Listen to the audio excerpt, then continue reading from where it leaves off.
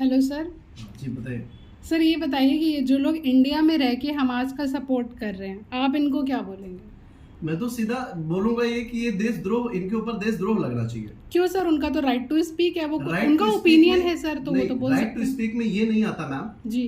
कि अगर देश आपका हमास आतंकवादी जो ग्रुप है और देश हमास के खिलाफ है और देश कह रहा है कि हम आतंकवादियों को सपोर्ट नहीं करेंगे, ठीक है, और उसके बाद जो है आप इंटरनल यहाँ कह रहे हैं हमास का झंडा लेकर कह रहे हैं कि हम हमास को सपोर्ट कर रहे हैं।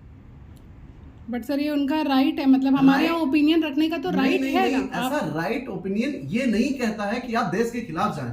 तो सर आप हिसाब से क्या करना चाहिए? फिर ग्रुप, फिर देश किस बात का है? तो फिर स्टेट और देश किस बात का होता है? अगर देश कह रहा है कि वो आतंकवादी ग्रुप है, पूरी दुनिया कह रही है आतंकवादी ग्रुप है, आप देश की बात नहीं मान रहे हैं, आप अपनी ये कह रहे हैं कि हमें राइट टू स्पीक मिला हुआ है, कॉन्स्टिट्यूशनल राइट है हमारा।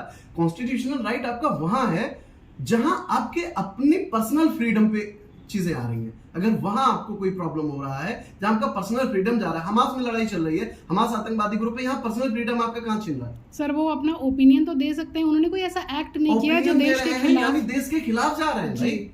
तो सर आप बताइए फिर करना क्या चाहिए? बिल्कुल नहीं करना चाहिए ऐसे लोगों को। हाँ। एक हवाई जहाज में फ्यूल डलवा के हमास ले जाके छोड़ देना चाहिए, जो यहाँ हमास का सपोर्ट कर रहे हैं और झंडा लेके हमास का देश में घूम रहे हैं। सर फिर ये डेमोक्रेसी कैसे होगी? डेमोक्रेसी ये तो तानाशाही।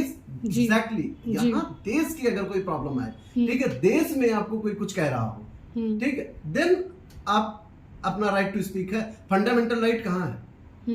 इंटरनेशनल लेवल के लिए अगर देश किसी चीज के खिलाफ है जो कि इंटरनेशनल लेवल पे, तो आपको अपने देश का साथ देना चाहिए।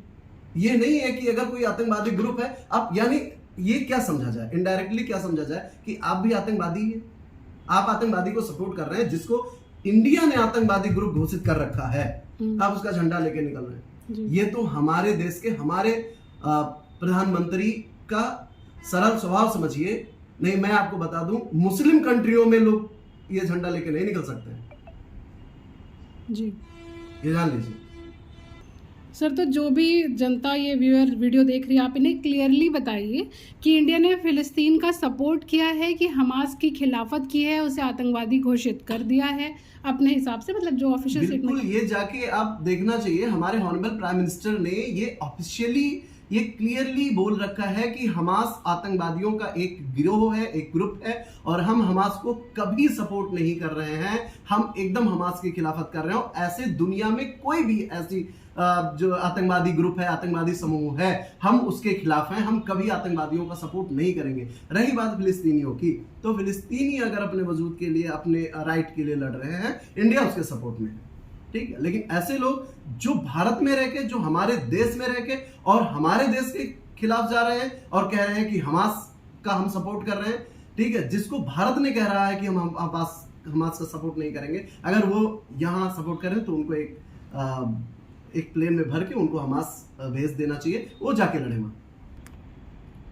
मैं तो यही कहना चाहूंगा कि जो ऐसे लोग हैं, जो ऐसी ग्रुप है, ऐसे लोग हैं जो देश के डिसीजन पे ऐसे प्रश्न चिन्ह उठा रहे हैं, ऐसे क्वेश्चन कर रहे हैं, उनको तो देश से बाहर ही चले जाना चाहिए और उनको यहाँ रहने का कोई अधिकार नहीं है। Thank you sir for your important time. Thank you.